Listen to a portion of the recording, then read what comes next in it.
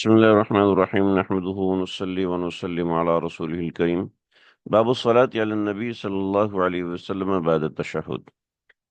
نبی علیہ الصلوۃ والسلام کے اوپر صلاۃ والسلام پیش کرنا تشہد کے بعد، یعنی ابھی تک ہم نے تشہد کا باب پڑھ لیا۔ تشہد کے باب کے اندر ہم نے تین چار قسم کی روایات پڑھی ہیں، جس کے اندر ہم نے پڑھا کہ تشہد کون سا ہے: التحیات للہ والصلوات والطیبات والسلام علیک ایھا النبی ورحمۃ اللہ وبرکاتہ، السلام علینا وعلی عباد اللہ الصالحین، اشہد ان لا الہ الا اللہ واشہد ان محمدا عبدہ ورسولہ۔ فی سیغ، بہت سے صیغے اس کے اندر ہمیں ملے اور ہم نے ان کو پڑھا اور ان کو سمجھا۔ اب تشہد کے بعد جو اگلا مرحلہ ہے، دیکھیے تشہد ہمیں آتا ہے اور ہم نے پڑھا ہوا ہے، مگر اس کے اندر کچھ اور بھی صیغے ہیں، کچھ اور بھی چیزیں ہیں، اس کی کچھ ہسٹری ہے، کچھ تاریخ ہے، وہ ہم نے دیکھا، شرح صدر کے ساتھ دیکھا، سمجھنے کی کوشش کی کہ اس کے اندر کیا دقائق اور کیا باریکیاں ہیں۔ الحمدللہ احادیث رسول صلی اللہ علیہ وسلم سے ہمیں سیکھنے کی توفیق ہوئی، اس پہ اللہ کا کروڑ شکر کرم احسان ہے۔ آگے اب ہم پڑھ رہے ہیں کہ درود شریف، جو نماز کے بعد نماز کے اندر درود شریف پڑھتے ہیں، اس کی حیثیت کیا ہے۔ پہلے ہم نے حیثیت بھی پڑھی کہ اس کی حیثیت کیا ہوتی ہے، اور ابھی ہمیں اس کی حیثیت سمجھ میں آئی کہ کیا اس کی حیثیت یہاں درود شریف کی کیا حیثیت ہے۔ تو درود شریف جو ہم نماز میں پڑھتے ہیں، اس کے اندر چار قسم کی ابحاث ہیں۔ جو پہلی بحث ہے کہ یہ جو نماز میں ہم درود شریف پڑھتے ہیں، اس کی شرعی حیثیت کیا ہے، اس کی شرعی حیثیت کیا ہے، یعنی فقہ میں یہ کہاں پر لائی کرتا ہے اور اس کی حیثیت کیا بنتی ہے، وہ ہم نے آج سمجھنا ہے، آج ہم نے دیکھنا ہے کہ فقہ میں اس کی حیثیت کیا ہے۔ میں بھی آپ لوگوں کو حیثیت کی بات سمجھ میں نہ آ رہی ہو، لیکن کوئی پریشان ہونے کی ضرورت نہیں ہے، انشاءاللہ سمجھ میں آ جائے گی کہ حیثیت کیا ہوتی ہے۔ یعنی یہ فرض ہے، واجب ہے، سنت موقدہ ہے، سنت غیر موقدہ ہے، مستحب ہے، اس کی حیثیت کیا ہے۔ شوافع اور حنابلہ، ان دونوں کا مسلک ایک ہی ہے، مگر تھوڑے سے فرق کے ساتھ۔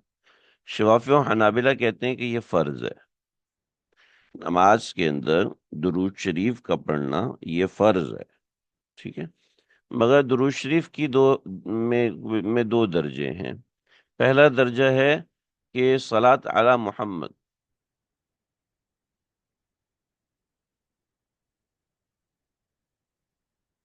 پین میرا آج پرابلم کر رہا ہے، صلاۃ علی محمد، آپ صلی اللہ علیہ وسلم پر صلاۃ والسلام پیش کرنا۔ امام شافعی کہتے ہیں صرف اتنا فرض ہے،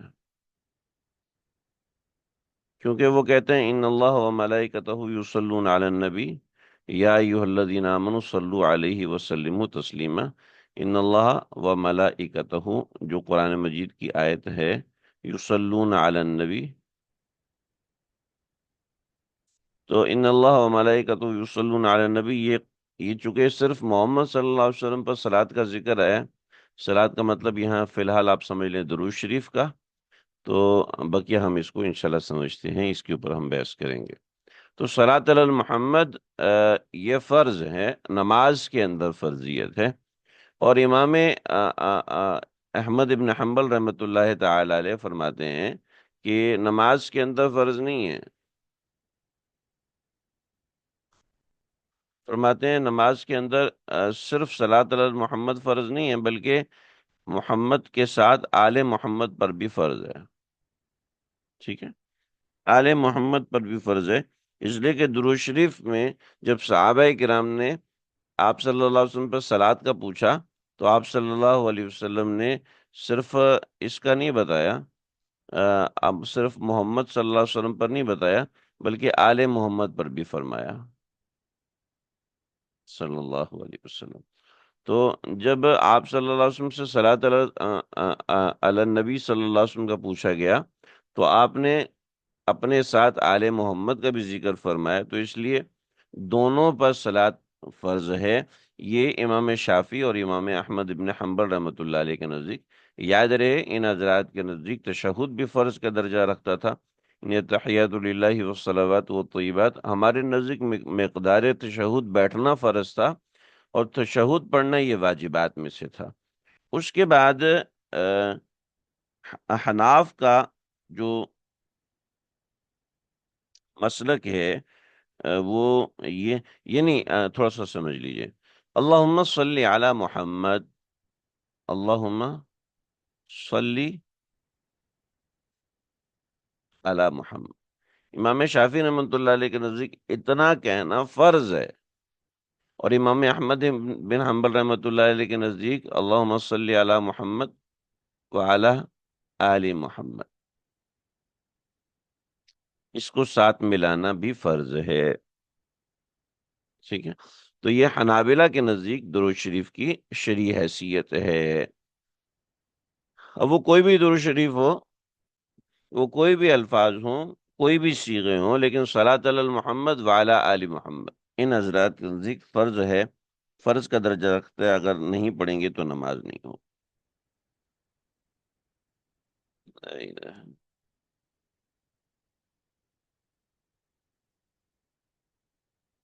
لیکن ذہن میں رکھیں، یہ فرضیت ان کے نزدیک قاعدہ اخیرہ میں ہے،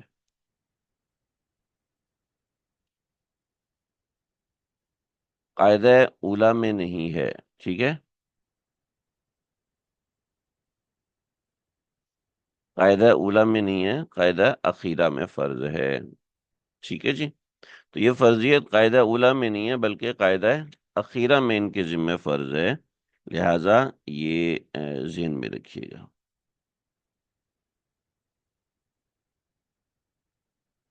امام شافعی رحمۃ اللہ علیہ کا ایک قول یہ بھی ہے کہ قاعدہ اولیٰ کے اندر مستحب ہے کہ درود شریف پڑھ لیا جائے، ٹھیک ہے جی؟ علامہ سخاوی نے القول البدیع کے اندر یہی بات لکھی ہے، اور شافعیہ جو استدلال فرماتے ہیں وہ یا ایھا الذین آمنوا صلو علیہ وسلموا تسلیما، اس آیت سے فرماتے ہیں کہ مطلق امر ہے۔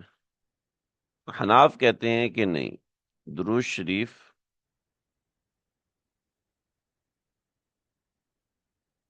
قاعدہ اولیٰ میں پڑھنا درست نہیں ہے، 4 رکعت نماز کی قاعدہ اولیٰ میں پڑھنا درست نہیں ہے، اگر کسی نے پڑھ بھی لیا تو سجدہ سہو واجب ہوگا، اس لیے کہ تاخیر عن الفرض ہے،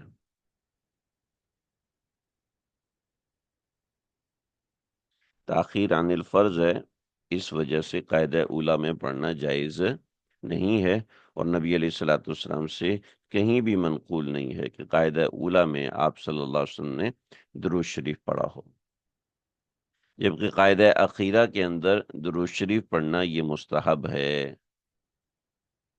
ٹھیک ہے؟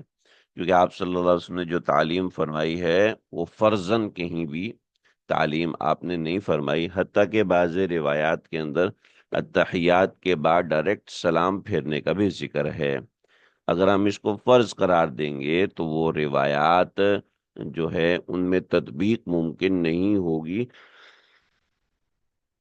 لہٰذا یہ مسئلہ ہے۔ مگر یاد رکھیے، احناف کا مسلک عمومی طور پر، ہمارے بہت سے ساتھی نئے ہیں تو وہ ذہن میں رکھیں، احناف کا مسلک عمومی طور پر تطبیق کا ہوتا ہے، ترجیح کا نہیں ہوتا، تطبیق ہوتی ہے اور ترجیح کا عام طور پہ وہ نہیں ہوتا۔ آم، اگر کسی کو اصطلاح سمجھ میں نہ آ رہی ہو تو وہ پوچھ سکتے ہیں، یہاں پوچھ سکتے ہیں، واٹس ایپ پہ پوچھ سکتے ہیں، ان باکس پہ پوچھ سکتے ہیں۔ تو تطبیق احناف کے ہاں اصل ہے، ترجیح اصل نہیں ہے احناف کے، ٹھیک ہے جی؟ بات سمجھ میں آ رہی؟ تو احناف کے ہاں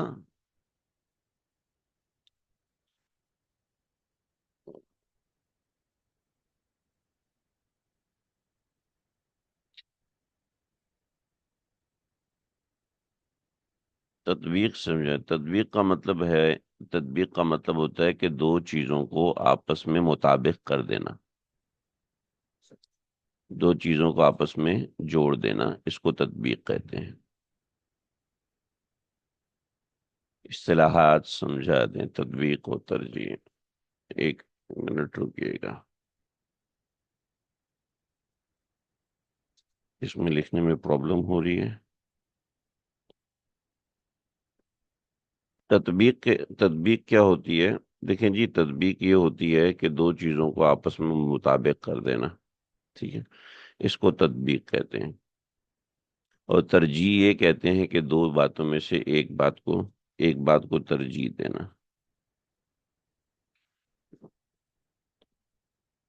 چلیں جی، تدریس بھی سمجھا دوں گا، مجھے بالکل شروع میں یاد دہانی کرا دیتے ہیں۔ اب آگے کہیں تدلیس آئے گی اور مستقل آتی ہے تو انشاءاللہ میں وہاں پر آپ کو تدلیس بھی سمجھا دوں گا کہ یہ کیا ہوتی ہے۔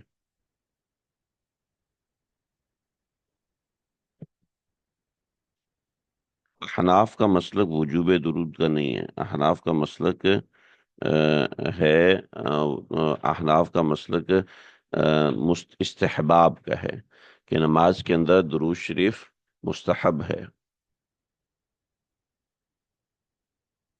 احناف کے نزدیک درود شریف پڑھنا مستحب ہے۔ تطبیق و ترجیح میں بتاتا ہوں، تھوڑا سا میرا پین کام کر جائے۔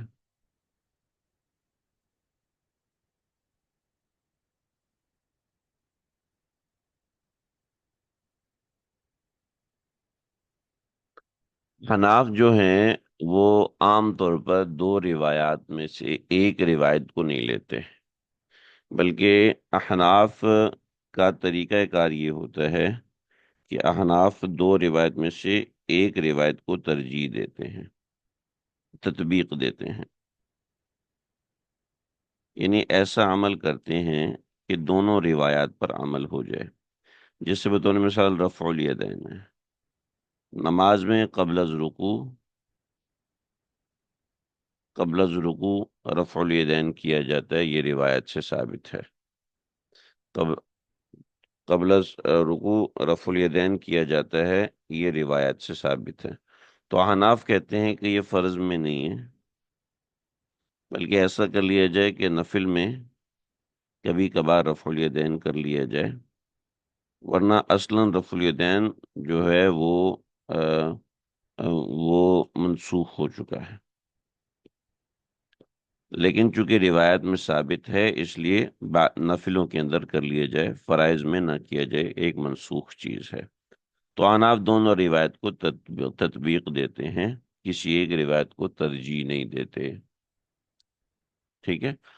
جبکہ شوافی یہ کہتے ہیں کہ نہیں، لازمی کیا جائے، کیونکہ جو روایت ترک رفع الیدین کی ہیں ان کے اوپر رفع الیدین کی روایات حاوی ہیں، لہذا ترک رفع الیدین کی روایت کو مطلقاً چھوڑ دیا جائے اور ان پہ عمل کیا جائے۔ تو ایک چیز کو چھوڑ کر دوسری چیز کو لینا، اس کو ترجیح کہتے ہیں۔ جس سے ایک بچے کو دوسرے بچے پہ ترجیح دینا، یعنی ایک بچے کو چھوڑ دیں، دوسرے بچے کو نہ لیں، تو یہ ترجیح ہوتی ہے۔ اور تطبیق کا مطلب یہ ہوتا ہے کہ دونوں بچوں کو لے لیا جائے۔ تو احناف ہر قسم کی روایات کو لیتے ہیں، چنانچہ احناف کے ہاں یہ جو روایات ہیں یہ استحباب پہ مبنی ہے، ٹھیک ہے، یہ استحباب پہ مبنی ہے، یہ فرض پہ مبنی نہیں ہے جو ہمارے پاس آگے روایت آتی ہیں، ٹھیک ہے جی۔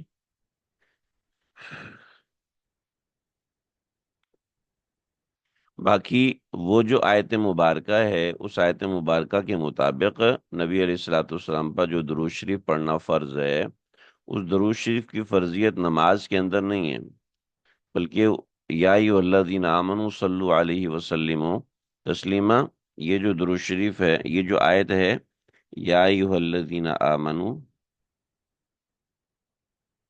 صلوا علیہ وسلم تسلیما، تو اس میں صلو علیہ نماز میں مراد نہیں ہے، بلکہ مطلق زندگی میں مراد ہے۔ زندگی میں ایک مرتبہ نبی علیہ الصلوۃ والسلام پہ درود شریف پڑھنا فرض ہے، اور جب نبی علیہ الصلوۃ والسلام کا نام لیا جائے، جب نبی علیہ الصلوۃ والسلام کا نام لیا جائے، دیکھیے نبی علیہ الصلوۃ والسلام کا نام محمد صلی اللہ علیہ وسلم، جب آپ کا نام لیا جائے تو علامہ سخاوی رحمۃ اللہ علیہ فرماتے ہیں کہ جس وقت بھی علامہ طحاوی رحمۃ اللہ علیہ فرماتے ہیں، علامہ سخاوی کی قول البدی کا میں نے حوالہ دیا تھا وہ الگ ہے، امام طحاوی رحمۃ اللہ علیہ کی طحاوی میں فرماتے ہیں کہ جب بھی نبی علیہ الصلوۃ والسلام کا نام نامی اس میں گرامی کو سنا جائے تو اس وقت درود شریف پڑھنا فرض ہے۔ ٹھیک ہے جی۔ اس لیے آپ نے دیکھا ہوگا کہ جب علماء کرام بیان کرتے ہیں تو وہ کہتے ہیں حضور پاک صلی اللہ علیہ وسلم، نبی کریم صلی اللہ علیہ وسلم، آقا نامدار، فخر موجودات، میری جان و مال ان پر قربان، میرے آقا، میرے مولا۔ ٹھیک ہے۔ عام طور پر نبی علیہ الصلوۃ والسلام کا نام نامی ذکر گرامی نہیں لیے، جیسے عربی کے اندر مولا یا صلی وسلم دائما ابدا علی حبیبک خیر خلق کلہم هو الحبیب الذی ترجى شفاعته لكل هول من الاحوال مقتحم یا رب صلی وسلم دائما ابدا علی حبیبک خیر خلق کلہم۔ تو یہ تمام چیزیں اس میں آپ صلی اللہ علیہ وسلم کا نام نامی اس میں گرامی نہیں آتا، اس لیے نہیں آتا کہ ان البعض جب نبی علیہ الصلوۃ والسلام کا نام مبارک لیا جائے تو آپ پہ درود شریف پڑھنا فرض ہو جاتا ہے۔ اب سامنے والا آپ کا نام سن رہا ہے مگر درود شریف نہیں پڑھ رہا تو ظاہری بات ہے وہ گناہگار ہوگا، جیسے کہ مشہور روایت ہے کہ ہلاک و برباد ہو وہ شخص جو میرا نام سنے اور پھر درود نہ پڑھے۔ تو نام سنتے وقت درود پڑھنا یہ فرائض میں سے ہے عند البعض، اور بعض حضرات کہتے ہیں نام سنتے وقت ایک مرتبہ درود شریف پڑھ لیا تو کافی ہے، ہر بار پڑھنا ضروری نہیں ہے۔ یہ معتدل رائے ہے، لیکن پھر بھی ہمارے ایک ساتھی تھے جو کہ ڈاکٹر صاحب ہیں، اچھے بڑے آدمی تھے، نیک انسان تھے، تو ایک بزرگ کے خلیفہ ہیں، ان کا انہوں نے بیان کیا کہ میرا دل چاہتا ہے کہ آپ میرا بیان سنیں، تو انہوں نے وہ بیان کرتے اور بیان کرنے کے اندر جب بھی نبی علیہ الصلوۃ والسلام کا نام لیتے تو تین چار القاب لے کر آپ صلی اللہ علیہ وسلم کا نام لیتے تھے کہ میرے آقا، میرے مولا جناب محمد صلی اللہ علیہ وسلم نے یہ بات فرمائی۔ تو میں ان سے کہا کہ دیکھو، علامہ طحاوی رحمۃ اللہ علیہ کا میں نے یہی بتایا کہ وہ فرماتے ہیں جب بھی آپ کا نام نامی اسم گرامی، جب آپ کا نام مبارک لیا جائے گا تو اس وقت درود شریف پڑھنا واجب فرض میں سے ہوگا۔ اب آپ تو پڑھ رہے ہیں مگر امام طحاوی کے نزدیک دیگر حضرات فرض کے منکر ہو رہے ہیں، لہذا لہذا آپ نبی علیہ الصلوۃ والسلام کا تذکرہ کیا کریں، یہ کہا کریں حضور صلی اللہ علیہ وسلم نے ارشاد فرمایا، میرے آقا مدنی آقا علیہ الصلوۃ والسلام نے یہ ارشاد فرمایا۔ آپ کا نام نہ لیا کریں اس لیے کہ سامنے والے بعض عند البعض گنہگار ہو رہے ہیں۔ تو یہ بات سمجھ میں آ گئی جی آپ حضرات کو؟ بات واضح ہے؟ اس میں کوئی کنفیوژن تو نہیں ہے؟ بات لمبی ہوگی، شاید آپ لوگ کنفیوز ہو گئے ہوں۔ خلاصہ سمجھ لیجئے، خلاصہ یہ ہے کہ بعض حضرات کے نزدیک نماز کے اندر درود شریف پڑھنا فرض ہے، ہمارے نزدیک درود شریف پڑھنا فرض میں سے نہیں ہے، مستحب ہے، اور وہ جو روایت آئیں گی وہ روایت استحباب پہ مبنی ہے، فرض پہ مبنی نہیں ہے، اس لیے کہ فرض پہ مبنی ہوتی ہیں تو بہت سے ایسے معاملات ہیں، بقیہ وہ ہم نے آیت کو سمجھا۔ اب محمد صلی اللہ علیہ وسلم سے مراد نبی علیہ الصلوۃ والسلام کی ذات عالی ہے، یہ تو واضح ہے، مگر آل محمد سے کیا مراد ہے؟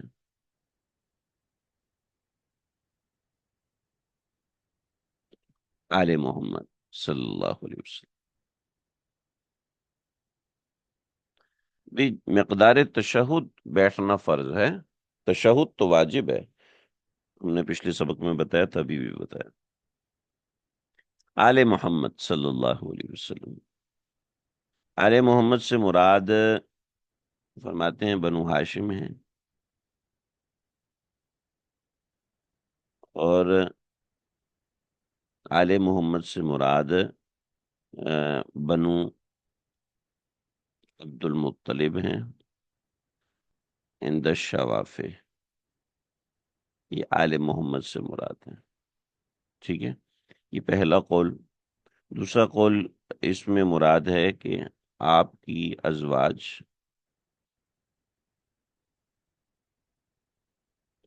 و اولاد اور خاندان کے وہ افراد جن پر صدقہ لینا درست نہیں، جو زکوٰۃ نہیں لے سکتے۔ اس کے علاوہ اور بہت سے اقوال ہیں، مگر بنیادی طور پر آل محمد سے یہ مراد ہیں، ازواج، اولاد اور آپ کے خاندان۔ ٹھیک ہے، تو بعض روایت میں کلو تقی فہو علی،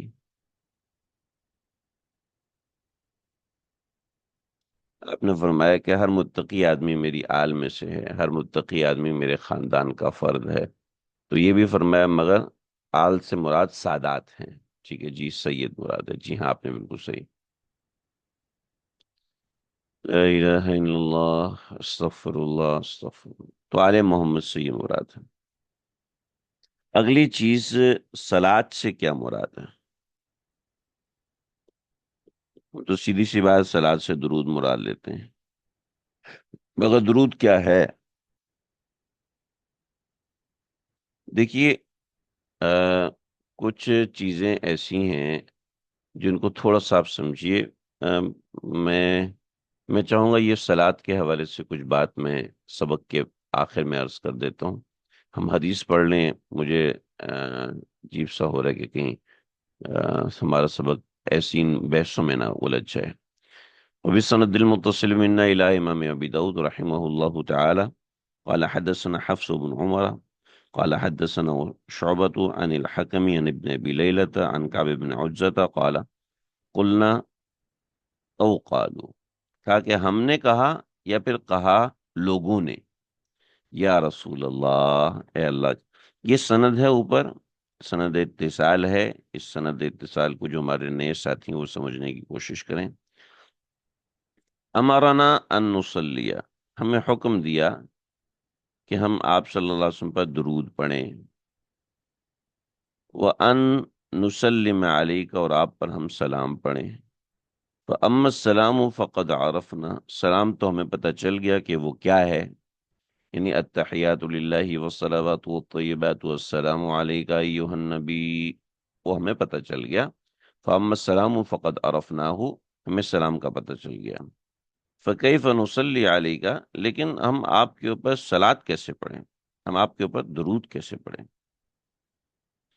تو قال فقولو، تو آپ نے فرمایا کہ یہ کہو، اللہم صلی علی محمد، اے اللہ رحمت نازل فرمائیے محمد صلی اللہ علیہ وسلم پر، وآل محمد، اور آپ کے خاندان پر، کما صلیت علی ابراہیم، جیسے آپ نے رحمت فرمائی ابراہیم پر، وبارک علی محمد، اور برکت دیجئے محمد صلی اللہ علیہ وسلم کو، وعلی آل محمد، اور محمد صلی اللہ علیہ وسلم کی آل پہ برکت دیجئے، کما بارکت علی ابراہیم، جیسے کہ آپ نے برکت دی ابراہیم کی آل پر، انک حمید مجید، بے شک آپ حمد کے قابل اور آپ بڑی شان والے ہیں، آپ تعریف کیے ہوئے ہیں اور آپ بڑی شان والے ہیں۔ تو یہ ایک روایت ہے، صلی علی محمد، صلی علی محمد صلی اللہ علیہ وسلم پر درود شریف پڑھنا۔ تو صلی، صلات، ٹھیک ہے، ذرا سمجھیے، صلات، صلی، صلی کا لفظی ترجمہ تو ہم پڑھتے ہیں نماز پڑھنا، ٹھیک ہے، نماز پڑھنا، لیکن آ، نماز پڑھنا یہاں پر نماز پڑھنے کے معنوں میں نہیں آتا، اس لیے کہ صلی کا جو لفظی ترجمہ ہے وہ ہے جسم کو حرکت دینا، ٹھیک ہے، جسم کو حرکت دینا، خاص طور پر بیک کو حرکت دینا، ٹھیک ہے۔ تو نماز کا لفظی معنی یہ ہوتا ہے، مگر جب کوئی لفظ ایز اے ٹرمینالوجی یوز ہونا شروع ہو جاتا ہے تو پھر وہ اپنے لفظی مطلب پہ نہیں رہتا، ٹھیک ہے۔ جب وہ ٹرمینالوجی بن جاتا ہے تو اپنے لفظی ورڈنگ کے اندر وہ نہیں رہتا، بس اس کی ورڈنگ چینج ہو جاتی ہے۔ سلی کے حوالے سے سمجھیے، سلاد کے حوالے سے ذرا سمجھیے گا، مے بی آپ لوگوں کو کچھ پریشانی ہو رہی ہو، لیکن یہ چیزیں انشاءاللہ سمجھ میں آنا شروع ہو جائیں گی۔ دیکھیں، سلاد و سلام میں اس طرف آتا ہوں، آپ نے اچھا کیا سوال کر لیے، جو آپ کو کنفیوژن ہے سوال کیجیے۔ سلاد کا مطلب یہ ہوتا ہے نماز پڑھنا، ٹھیک ہے، مگر سلاد کے معنی کی نسبت چینج ہو جاتی ہے۔ دیکھیں بطور مثال، انعام دینا، انعام دینا، انعام دینا، ایک غریب آدمی انعام دے گا، ایک امیر آدمی انعام دے گا، ایک بادشاہ انعام دے گا، ٹھیک ہے۔ جو غریب آدمی انعام دے گا ہو سکتا ہے وہ آپ کو پسند ہی نہ آئے، امیر آدمی آپ کو انعام دے گا تو آپ خوش ہو جائیں گے، اگر بادشاہ آپ کو انعام دے گا تو آپ کی لائف سیٹل ہو جائے گی، ایسے ہی ہے نا۔ حالانکہ لفظ انعام دینا جو ہے وہ ایک ہی بات ہے، ایسا ہے نا، یہ بات سمجھ میں آئے گی؟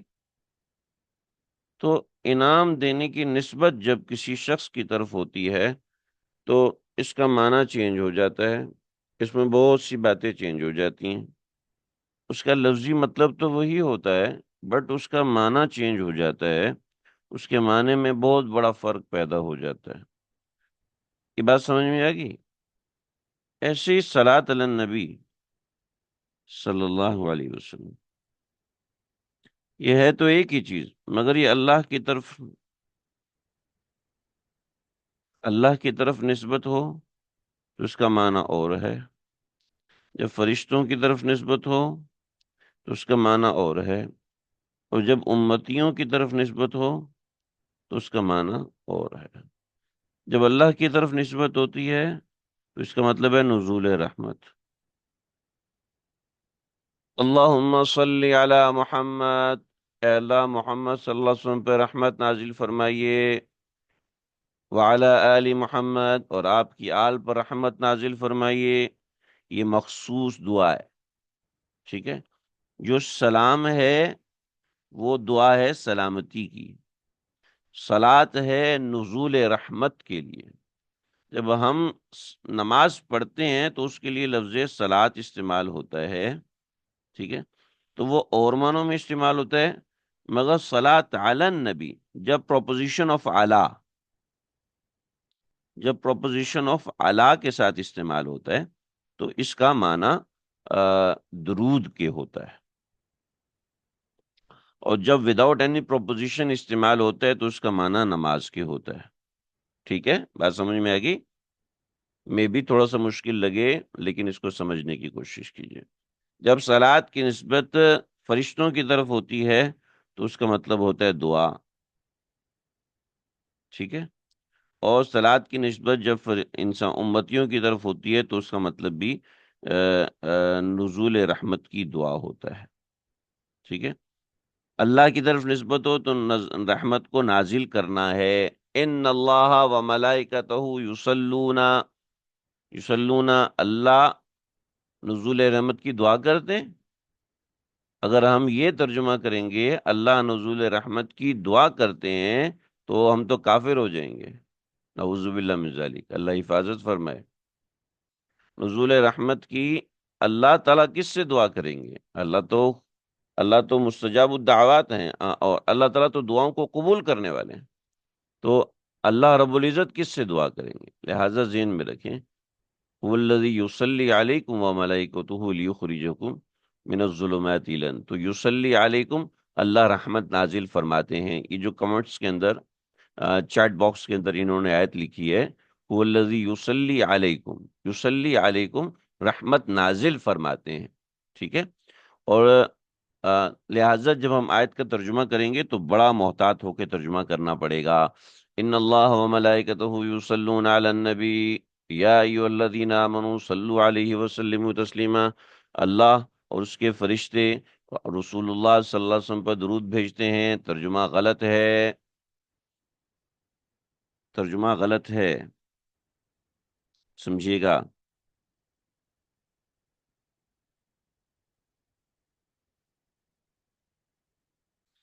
ان اللہ وملائکتہ یصلون علی النبی، اللہ اور اس کے فرشتے درود بھیجتے ہیں.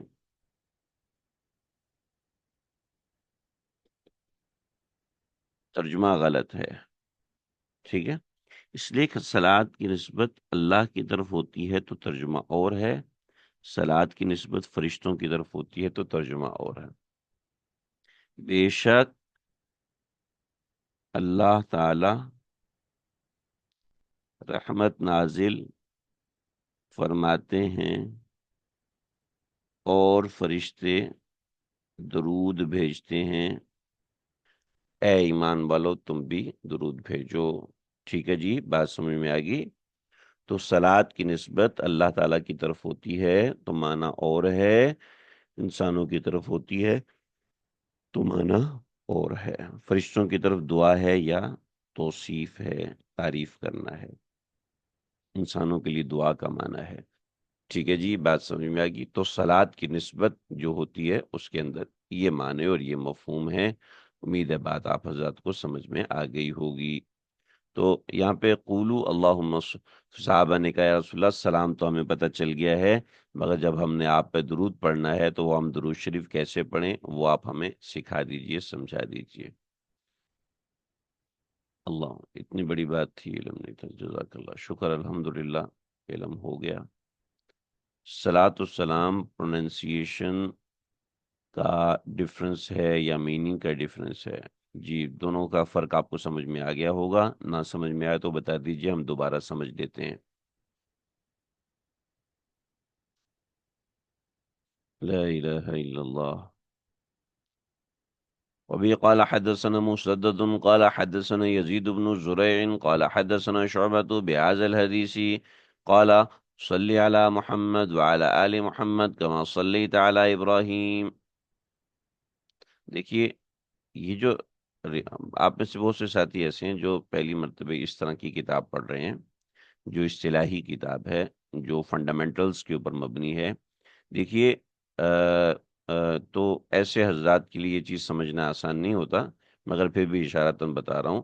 بعض دفعہ اسناد کا فرق ہوتا ہے، سند وہی ہے. دیکھیے، قال حدثنا شعبۃ. ٹھیک ہے جی، اب یہاں پہ آپ شعبہ تلاش کیجیے اوپر کی سند میں. اوپر ہمیں شعبہ مل گئے. ٹھیک ہے، اب یہ بھی شعبہ ہے اور یہ بھی شعبہ ہے. ٹھیک ہے، یہاں پہ شعبہ کے استاد ہیں حفص بن عمر، اور حفص بن عمر استاد ہیں امام ابو داؤد کے. ٹھیک ہے، جنہوں نے یہ کتاب لکھی. ٹھیک، لیکن اس روایت میں شعبہ کے استاد یزید بن زرع اور ان کے استاد مسدد ہیں. ٹھیک ہے، اور پھر ان کے استاد امام ابو داؤد ہیں. ٹھیک ہے، پھر شعبہ کے بعد حکم ہے اور ابن ابی لیلہ ہیں. اس سند کے اندر یہ ہیں اور ابن ابی لیلہ ہیں، تو آگے سند آن ورڈ ہے، آگے سند وہی ہے، مگر سند کے ساتھ اس کے اندر پوری بات وہ ہے. مگر یہ اللہم صلی علی محمد وعلی آل محمد کما صلیت علی ابراہیم وعلی وبارک علی محمد وعلی آل محمد کما بارکت علی ابراہیم انک حمید مجید، جو ہم درود ابراہیمی پڑھتے ہیں اس کے کچھ صیغے ان میں موجود ہیں. ہم جو درود ابراہیمی پڑھتے ہیں ضروری نہیں ہے کہ آپ وہی پڑھیں، مگر اس درود کو آپ صلی اللہ علیہ وسلم نے خاص طور پہ سکھایا ہوا ہے. تو یہ وہی روایت ہے، مگر اس روایت میں الفاظ یہ ہیں. اس روایت کے الفاظ کچھ اس طریقے سے ہیں. کیا ہیں الفاظ؟ کہ صلی علی محمد وعلی آل محمد کما صلیت علی ابراہیم، بس یہی الفاظ ہیں. تو اوپر کی روایت کے الفاظ یہ ہیں اور نیچے کی روایت کے الفاظ یہ ہیں. صرف ایک پیغمبر حضرت ابراہیم سے کیوں تشبیہ دی، اور پھر پیغمبر ہیں تو تشبیہ کے لیے. سبحان اللہ. ایک چیز ہماری رہ رہی تھی، اس تشبیہ کو ہم انشاءاللہ آگے بیان کریں گے. ٹھیک ہے، یہ ہماری چوتھی بحث ہوگی. نمبر وائز یاد رکھنے کی ضرورت نہیں ہے، لیکن ہماری یہ چوتھی بحث ہوگی، اس کو انشاءاللہ ہم سمجھیں گے. اگلی روایت دیکھیے، وبی قال حدثنا محمد بن العلاء قال حدثنا ابن بشر عن مشعر عن الحكم بإسناده بهذا الحديث. عن مشعر عن الحكم بهذا الإسناد، کہ اوپر والی سند حکم سے آ جاتی ہے۔ ذرا دیکھیے گا، یہ دیکھیے، حفص بن عمر قال حدثنا شعبہ، تو پہلے روایت شعبہ تک جاری تھی، اب یہ جو روایت ہے یہ حکم تک جاری ہے، یہ روایت، ٹھیک ہے۔ اب اس روایت کو شعبہ تک لایا تھا، ٹھیک ہے، اگر آگے والی روایت شعبہ تک لائی، ٹھیک ہے۔ پھر اس سے آگے والی روایت میں حکم سے پیچھے حکم سے پیچھے کچھ نہ کچھ اختلاف ہے۔ کیا اختلاف ہے؟ اختلاف ہے محمد بن علاء قال حدثنا ابن مشر عن الحکم، حکم آگے، حکم ملتقى السندین ہیں، یعنی حکم تمام اسناد میں اس کے بعد ہیں ابن ابی لیلہ، کعب بن عجزہ، ٹھیک ہے۔ تو کہہ رہے ہیں کہ بِإِسْنَادِهِ بِهَذَا، یعنی اوپر جو روایت چل رہی ہے اسی روایت کے ساتھ اس روایت کو بھی لیا جائے گا، ٹھیک ہے۔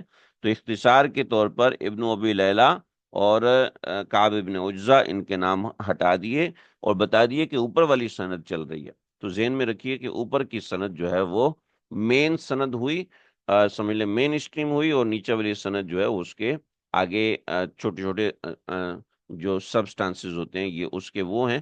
لہٰذا ذہن میں رکھیے گا کہ اس نوعیت کی روایات، اس نوعیت کی کتابوں کے اندر سند کس قدر اہم ہوتی ہے، اس کے اندر جو باتیں ہوتی ہیں۔ لیکن اب دیکھیے آگے جو روایت کعب بن عجزہ سے ہے، تو کعب بن عجزہ سے جو روایت نقل کرنے والے ہیں انہوں نے کن کن الفاظ میں تبدیلی فرمائی، وہ دیکھیے۔ پہلی روایت میں اللہم صلی علی محمد وعلی آل محمد، جو پہلی روایت ہے اللہم صلی علی محمد وعلی آل محمد کما صلیت علی ابراہیم وبارک علی محمد وعلی آل محمد کما بارکت علی ابراہیم انک حمید مجید، یہ ہے نیچے والی روایت دیکھیں، وہی روایت ہے کعب بن عجزہ سے روایت ہے صلی علی محمد وعلی آل محمد کما صلیت علی ابراہیم، اور پھر نیچے کی جو سند ہے اس کے اندر الفاظ میں کیا تبدیلی ہے وہ آپ دیکھیے، اللہم صلی علی محمد وعلی آل محمد کما صلیت علی ابراہیم انک حمید مجید، اللہم بارک علی محمد وعلی آل محمد کما بارکت علی ابراہیم انک حمید مجید۔ دیکھیے یہ روایت ہے، یہ الفاظ مختلف ہیں، اوپر کی روایت میں الفاظ کیا تھے، نیچے کی روایت میں الفاظ کیا تھے، اور تھرڈ جو روایت ہے اس میں الفاظ کیا تھے۔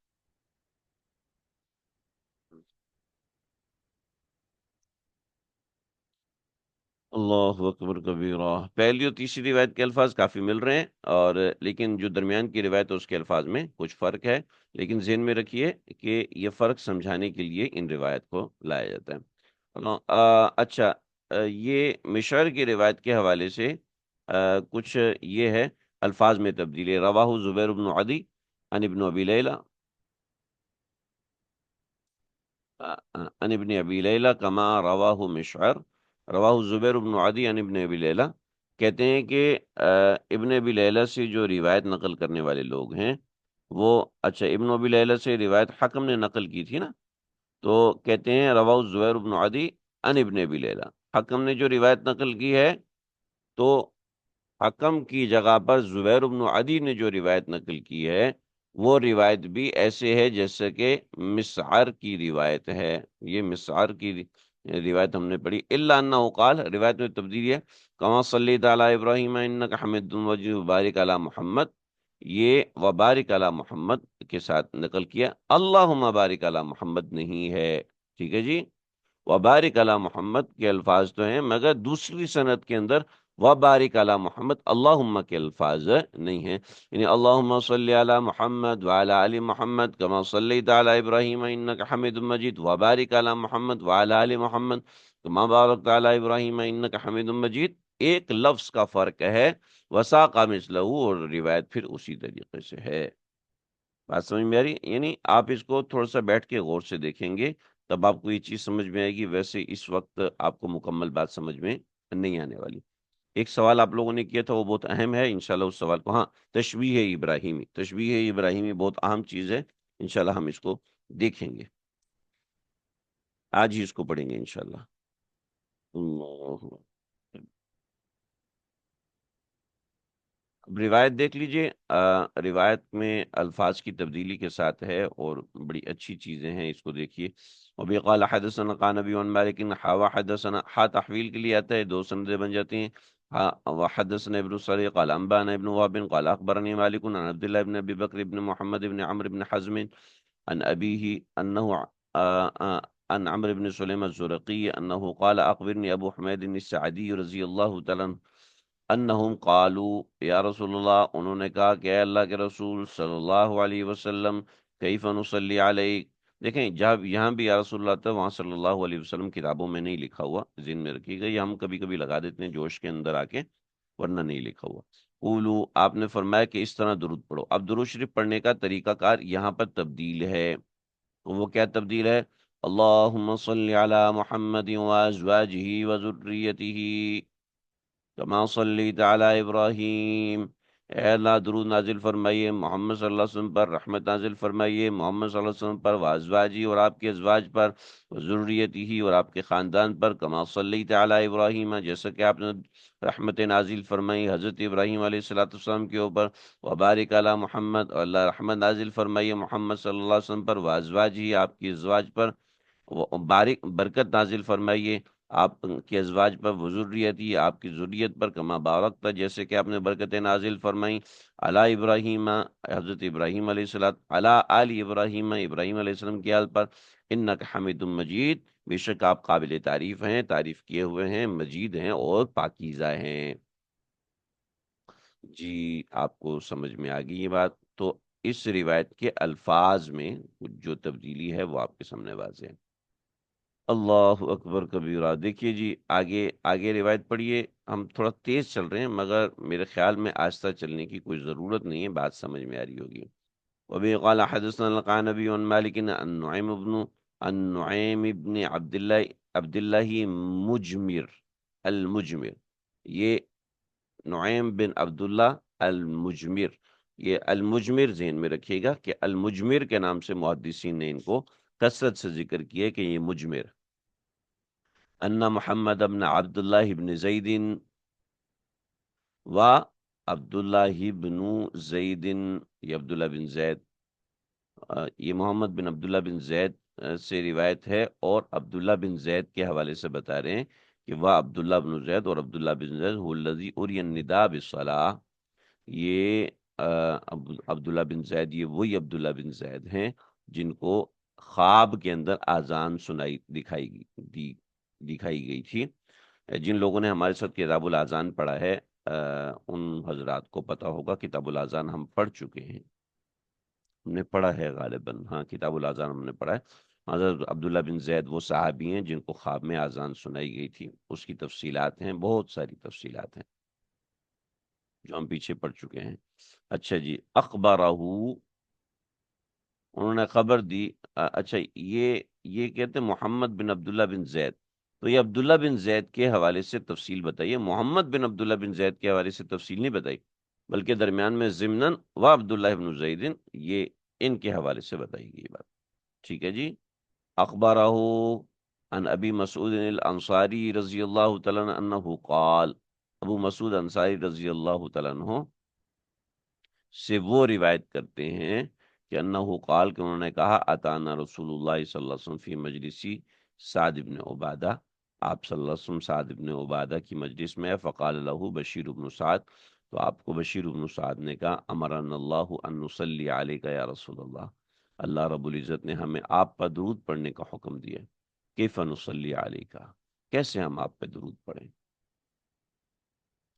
تو فسکت رسول اللہ صلی اللہ علیہ وسلم، آپ خاموش ہو گئے، حتی تمنینا انہو لم یسألہ، کہ ہمیں ہوا کہ ہم کاش کے سوال ہی نہ کرتے، اللہ کے نبی خاموش ہو گئے، یعنی اتنا خاموش رہے۔ ثم قال رسول اللہ صلی اللہ علیہ وسلم، پھر آپ نے فرمایا قولو، آپ نے فرمایا کہ یہ کرو، فذکر معنی حدیث کعب بن عجزہ فی آخرہ، کعب بن عجزہ والی روایت آپ نے نقل فرمائی، وہ جو ہم اوپر کعب بن عجزہ کی جو پہلی روایت ہے وہ پڑھ چکے، مگر الفاظ میں یہ تبدیلی ہے کہ فی العالمین انک حمید مجید، آپ نے ان الفاظ کا اضافہ فرمایا۔ ان الفاظ کا آپ نے اضافہ فرمایا، باقی وہی والی روایت۔ کون سی والی روایت؟ کعب بن عجرہ کی، قولوا اللہم صلی علی محمد وعلی آل محمد کما صلیت علی ابراہیم وبارک علی محمد وعلی آل محمد کما بارکت علی ابراہیم علی ابراہیم فی العالمین انک حمید مجید۔ ٹھیک ہے، تو ایک لفظ کا فرق ہے۔ وہ آپ بھی کہتے ہوں گے ایک لفظ کے فرق کے لیے پوری اتنا ہمارا ٹائم ویسٹ کیا، نہ نہ نہ نہ، ایسا کبھی سوچیے گا بھی نہیں۔ یہ محدثین ایک ایک لفظ کے لیے کتنے ملکوں کے اسفار کرتے تھے، ایک ایک لفظ انہوں نے حدیث کا محفوظ رکھا۔ ابھی قال حدثنا احمد بن یونس قال حدثنا زہیر قال حدثنا محمد بن اسحاق قال حدثنا محمد بن ابراہیم بن الحارث عن محمد بن عبداللہ بن زید۔ یہ وہی روایت ہے محمد بن عبداللہ بن زید، اب وہ روایت نقل کر رہے تھے کسی اور صحابی سے، ابو حمید سعدی سے، اور یہاں پر عقبہ بن عمر سے بہذا الخبر، وہی کہ قولوا اللہم صلی علی محمد النبی الامی وعلی آل محمد۔ یہ درود شریف، یہ ایک اور درود شریف ہے، اے اللہ نبی امی پر آپ رحمت نازل فرمائیے اور آل محمد پر رحمت نازل فرمائیے۔ اللہ اکبر کبیرہ، اللہ اکبر۔ ایک اور درود شریف ہے، اس کا ذکر یہاں پر۔ اللہ، ذرا پڑھنے کی کوشش کیجئے روایت کے الفاظ کو، انشاءاللہ مزہ آئے گا، آپ کو سمجھ میں آئے گا۔ وبی قال حدثنا موسى بن اسماعیل قال حدثنا حبان بن یسار الکلابی قال حدثنا ابو مطرف عبید اللہ ابن طلحة بن عبید اللہ بن القرس عبید اللہ ابن قریز قال حدثني محمد بن علی الحاشمی عن المجمر، وہ عن المجمر میں نے ذکر کیا تھا، مجمر کو ذہن میں رکھیے گا، عن ابی ہریرہ عن النبی صلی اللہ علیہ وسلم، اب حضرت ابو ہریرہ کی روایت آتی ہے، قال فرمایا من سرہ ان یکتال بالمکیال الاوفا، جس شخص کو یہ بات پسند ہے کہ اس کو مکیال میں پورا پورا تول کے دیا جائے، یعنی میزان عدل میں اس کو پورا پورا تول کے دیا جائے، تو اذا صلی علینا اہل البیتی، جب وہ ہمارے اوپر اہل بیت کے اوپر صلاۃ والسلام پڑھے تو فلیقل، تو وہ یہ کہے اللہم صلی علی محمد النبی، محمد النبی، اے اللہ رحمت نازل فرمائیے محمد صلی اللہ علیہ وسلم نبی پر، وازواجہ، آپ کے ازواج پر، امہات المؤمنین، جو کہ امہات مومنین ہیں، وذریتی، اور آپ کی ذریت پر، و اہل بیتی، آپ کے گھر والوں پر، کما صلیت علی ابراہیم، جیسے کہ آپ رحمت نازل فرمائی ابراہیم علیہ الصلوۃ والسلام پر، جیسے آپ رحمت نازل فرماتے ابراہیم پر، کیونکہ آپ حمید ہیں، آپ حمید ہیں، آپ مجید ہیں۔ ٹھیک ہے، آپ قابل تعریف ہیں اور آپ بزرگی والے ہیں اور آپ پاک ہیں۔ آج کا سبق ہو گیا جی۔ آپ کا وہ سوال رہ گیا کہ حضرت ابراہیم علیہ الصلوۃ والسلام کے ساتھ جو تشبیہ دی ہے، وہ تشبیہ کی کیا وجہ ہے، کہ حضرت ابراہیم پر کیوں تشبیہ دی ہے؟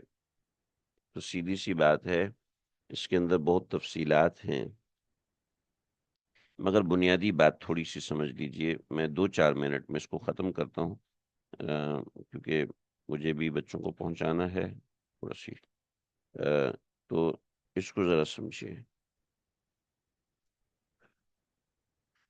اس میں نفس صلات میں تشبیہ ہے، بس فی الحال یہ سمجھ لیجئے، تفصیل ہے، میں تفصیل ابھی یہ میرا پین کام نہیں کر رہا، بس اتنا ہی سمجھ لیجئے، تشبیہ کو انشاءاللہ ہم آئندہ سمجھیں گے۔ صرف ایک پیغمبر سے کیوں تشبیہ دی، اس کی بھی وجوہات ہیں، اور یہ سوال آپ ذہن میں رکھیے گا، تو دو باتیں ہوگی، آپ کی تدلیس والا سوال ہو گیا اور تشبیہ کا سوال ہو گیا، کہ حضرت ابراہیم علیہ الصلوۃ والسلام سے کیوں تشبیہ دی، یہ سوال آپ لوگ ذہن میں رکھیے۔ صحابہ کرام آپ صلی اللہ علیہ وسلم سے اتنی محبت کرتے تھے، پھر یہ کیوں اس طرح فرماتے تھے کہ کاش ہم یہ سوال نہ کرتے، کاش کہ آپ صلی اللہ علیہ وسلم خاموش ہو جاتے؟ نہیں نہیں نہیں نہیں نہیں، آپ غلط سمجھے، آپ صلی اللہ علیہ وسلم سے صحابہ کرام نے سوال کیا تو آپ صلی اللہ علیہ وسلم خاموش ہو گئے، اتنا خاموش رہے کہ صحابہ کرام امبیرس ہونا شروع ہو گئے۔ ٹھیک ہے، تو انہوں نے امبیرسمنٹ کی وجہ سے کہا کہ شاید ہم نے اللہ کے نبی کو امبیرس کر دیا، کہ آپ کو ایک بات کا جواب نہیں آتا اور ہم نے آپ سے پوچھ لیا، جسے بطور مثال آپ اپنے کسی استاد سے ایسا سوال کریں کہ جس سے استاد امبیرس ہو جائے، تو آپ کو برا لگے گا نا کہ آپ یہ کہتے کاش میں سوال ہی نہ کرتی ایسا، کہ یہ میں نے کیا پوچھ لیا اپنے سر سے، اپنے استاد سے میں نے کیا سوال کر لی، کاش کہ میں سوال کرتا ہی نہ، یہ میں نے الٹا سوال کر دیا۔ ٹھیک ہے، تو صحابہ کرام نے جب نبی علیہ الصلوۃ والسلام سے سوال کیا تو آپ خاموش ہو گئے، اور خاموش ہوئے تو صحابہ کرام اتنی دیر خاموش ہوئے کہ آپ صلی اللہ علیہ وسلم کی خاموشی کی وجہ سے صحابہ کو یہ لگا کہ ہم نے نبی علیہ الصلوۃ والسلام کو امبیرس کر دیا ہے، پریشان کر دیے سوال کر کے، کاش کہ ہم یہ سوال نہ کرتے۔ ایسے ہی بعض مرتبے آپ صلی اللہ علیہ وسلم نے جواب کو اتنا تفصیل سے دیا، اتنی بار دیا، کہ صحابہ کرام کو یہ لگا کہ شاید ہمارا سوال کرنا اللہ کے نبی کو برا لگا ہے، کاش کہ ہم سوال نہ کرتے۔ جیسے آپ نے فرمایا کہ وہ شخص پتہ نہیں اس کے بارے میں ایک عذاب ذکر فرمایا وقول الزور وقول الزور وقول الزور وقول الزور وقول الزور وقول الزور، جھوٹ بولنے والا، جھوٹ بولنے والا، جھوٹ بولنے والا، جھوٹ بول۔ صحابہ نے فرمایا اللہ کے نبی نے اتنی بار فرمایا کہ ہم کہتے کاش کہ اللہ کے نبی خاموش ہو جاتے۔ اس کا یہ مطلب نہیں تھا کہ صحابہ کرام تنگ آ گئے تھے، بلکہ یہ مطلب تھا کہ صحابہ کرام کو یہ لگ رہا تھا کہ ہم نے غلط سوال کر کے اللہ کے نبی کو امبیرس کر دیا۔ تشبیہ اور تدلیس کا سوال ہے، انشاءاللہ آئندہ پڑھیں گے ہم۔ آج کا سبق یہیں تک ہے۔ صلی اللہ تعالی علیہ وسلم۔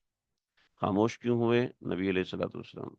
آپ صلی اللہ علیہ وسلم کوئی بھی بات اپنی مرضی سے نہیں بولتے ہیں، جو اللہ کا حکم ہوتا ہے اس کے اوپر بولتے ہیں، تو اللہ کے حکم کے انتظار میں آپ خاموش رہے، اور جب اللہ کا حکم آ گیا تب آپ بولے۔ ہاں، ٹھیک ہے جی، السلام علیکم ورحمۃ اللہ وبرکاتہ۔